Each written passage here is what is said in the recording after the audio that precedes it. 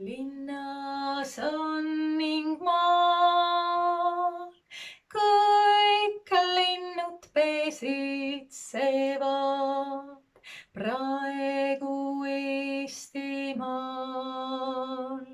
Keel, mida rahvas räägib, on ta emakeel. See, mida sina räägid, see on eesti keel. Keel, mida rahvas räägib, on ta emakeel. See, mida sina